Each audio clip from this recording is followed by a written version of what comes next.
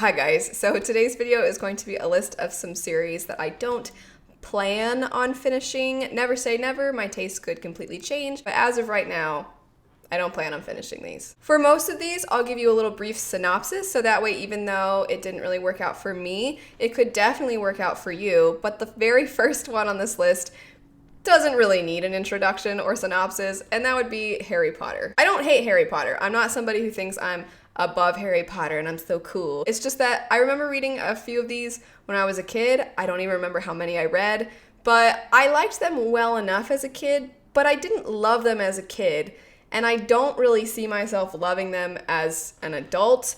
And I have so many other things that I want to get to. I don't mind being left out of the fandom. I feel like there's already a lot of people in there. It's a big crowd. I don't think anybody's missing me being in there too. I also don't really know how much you guys need information on this next series, but I will say a little bit about it, and that would be Percy Jackson by Rick Riordan. I read the first one last year, and I think that with middle grade, it's definitely hit or miss for me. Sometimes I think it's really charming and I can get swept away in it, and then other times I'm like, yeah, this is for kids. That was the case with this story. It follows a boy who discovers that he is actually the son of a human woman and a Greek god. And so he has some powers and he has to kind of save the day, and he goes on an adventure with a couple of other people. And I think that the premise is really fun. I think the way that Rick Riordan ties Greek mythology into the story is also really fun. And he captures that feeling of helplessness that a lot of times we feel as children, feeling like we don't have any control over our own life. I think he did all those things really well. I'm just not in that place in my life right now. And I feel like because it's geared for a younger audience, it was predictable, and I would hope it would be predictable for somebody in their 20s. It's just that I didn't connect with it in other ways, and it was also predictable, so that it was just not really for me at this time in my life. The next book on the list is a young adult book, and then the rest of them will actually be adult fantasy. But the young adult one would be the Revenant Chronicles. This story follows a girl who is to inherit the throne of her kingdom, and she is supposed to marry somebody from another kingdom to form an alliance, and she decides right before she's supposed to go through with this that she's like, no, never mind,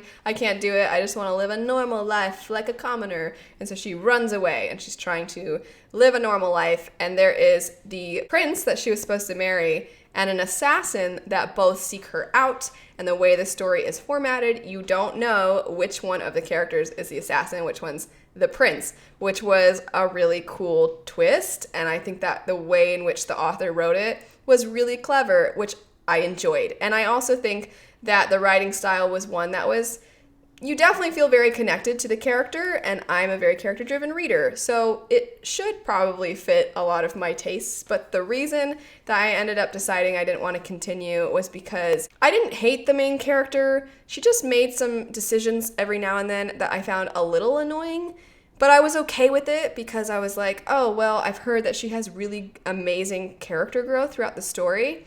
So I read the first one, picked up the second one, and then she just did something at the beginning of the second one.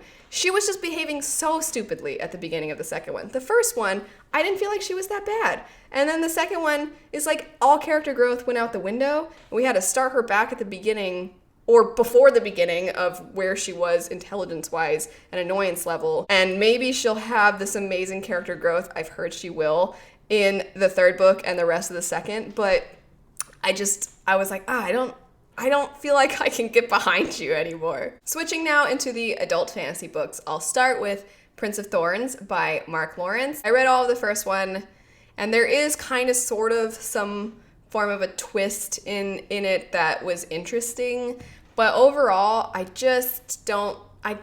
maybe I'm not a villain kind of reader. I feel like I like some stories that are villain origin stories, but this particular story, this person was just the worst, and I didn't find that I enjoyed it very much. I didn't find him that intriguing. Next up would be The Poppy War by R.F. Kuang. I read the first book, and while there were some elements that I really, really enjoyed, and there were some elements that I was really captivated by, ultimately, I don't plan on continuing the series because kind of similar to Revenant Chronicles, I just didn't find myself rooting for the main character. I do think I should clarify that the character isn't one necessarily that I think that you're supposed to root for, because I think there's a lot of gray morality in this story, and sometimes the decisions they make are not the things that heroes would do or anything like that. So I think it's intentional. It's a dark world. It follows a girl who goes to this school and she is trained for war, and then the war comes and she sees the atrocities of war. And there were elements of the first book that I really, really, really liked, but like I said before, Rin is her name. I didn't like Rin. That's honestly the reason I don't plan on picking up a lot of series or continuing with them, is because the characters frustrate me, and that is very true of the next story. That would be the Black Prism series, the Lightbringer series by Brent Weeks. This is a story that it's kind of a staple in the fantasy genre for a lot of readers, and the magic system is really interesting. It revolves around light, people being able to use certain colors in the spectrum in order to have power, and some people can pull from different colors, and then there's one person that can use all the colors. And it's definitely an interesting setup for the magic system. I think Brent Weeks definitely has thought through his magic system to the T. And once again, this is a story where the characters aren't necessarily the best of people, and I'm not opposed to that. I really like stories where we explore characters who aren't just pure angels, but I just didn't like them. I think you can have characters that aren't really very good, but you're still fascinated by them. An example for me would be Askeladd from the Vinland Saga. Oh my gosh, that guy is terrible, but you're also like, you're so interesting, and you kind of want to know more about them, and you also don't really want them to die. But in this story, I was kind of wanting most of the characters to die, and I feel like that's really not how you should feel toward the characters. Sticking with that same theme of not loving the characters, that's very true for the characters in The Lies of Locke Lamora by Scott Lynch. I read this recently, and a lot of people are like, oh, it's just like this ragtag group of thieves, and the story follows them as they are essentially doing what they do because it's a part of their religious beliefs, which that sets up the story in an interesting way, because it's not just we steal to survive and we give to the poor or anything. It's not like that.